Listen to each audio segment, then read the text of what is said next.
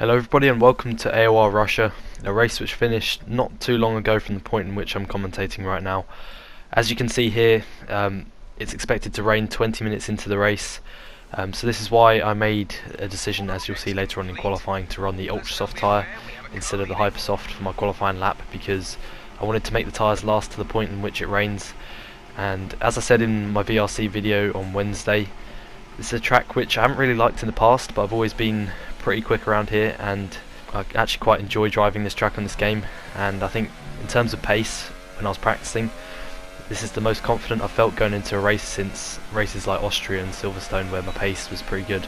And obviously coming into this race after a pretty poor run, we've had quite a bit of bad luck, and also some races we just simply haven't had the pace. And also, like I was on Wednesday, I'm running the spare wheel that I was running in VRC on Wednesday, as I said, which I actually managed to get used to pretty quickly. And as I said, the setup was feeling good. I was feeling pretty strong with the race pace, especially in terms of qualifying pace. I wasn't really there.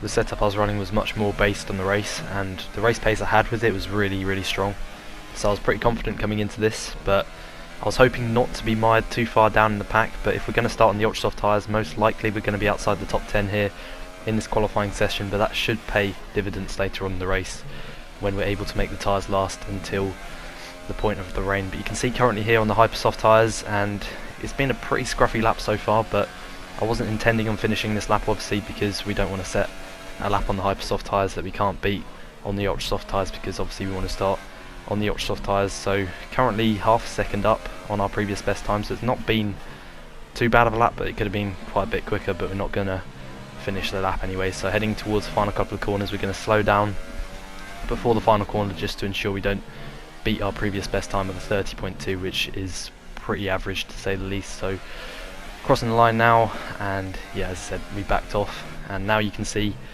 with a minute and 45 remaining, we're now on the ultra soft tyres. So now I was hoping to set a good enough lap time to start in the top 10 on the tyre that I want to start on, which is these tyres, so we can make them last until the point of the intermediate conditions.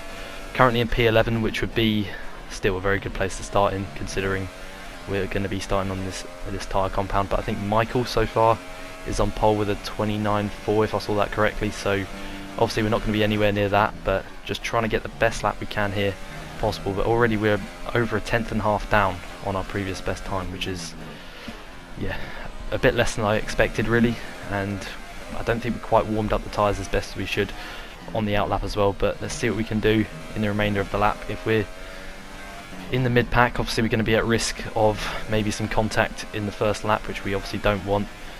And yeah, that's part and parcel of just starting that far down on the grid. But you can see we're getting a bad run there onto the back straight, so now still just over a tenth down on our previous best time. We should gain a little bit of time in the next few corners where I made a mistake when I set the 30.2. So heading into this 90-degree right-hander after the back straight, and now we gain quite a bit of time on our previous best, but we understeered a little bit wide there onto the curb, and now we got to just try and push to the best of our ability here in the final sector. It's not been a great lap, but we're going to improve, but I don't think it's going to be good enough to be in the top 10 at all. It's probably not going to be anywhere near.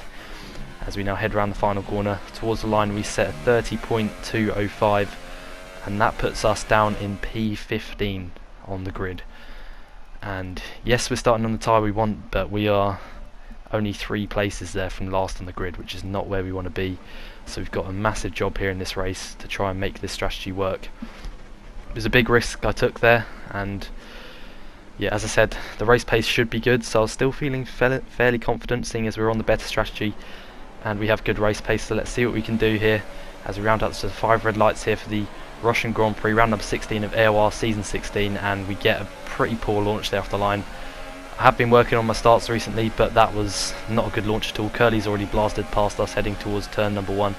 As we now look to the inside line here, I decided to go for the inside into turn 2, and we look down the inside of Curly, and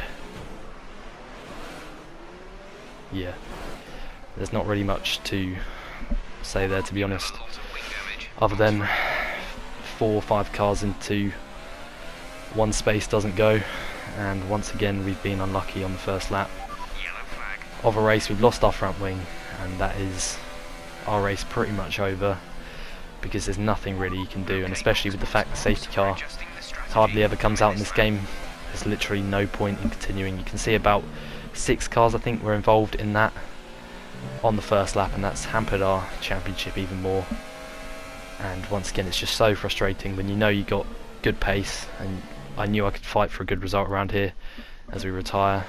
And once again, another load of wasted time practicing for this race when we're just going to be taken out in turn 2. And you can see here, we're going to slow the footage down here, reviewing the incident. We go down the inside of Curly, and you can see at this point here, he actually accelerates and he hits Alex. None of my contact with him actually put him into Alex. He was the one who accelerated into his teammate there, and Alex spun in front of me. I had nowhere to go. Already half my front wing is broken. We've lost control of the car. There's more crashes going on in front, and we then end up in a wall. And yeah, it's another frustrating situation this season, and apologies for the short video, but that's what happens in these kind of races. So thank you very much for watching, and I will see you after the week break for the next round, which is AOR Japan. So I'll see you very soon. Goodbye.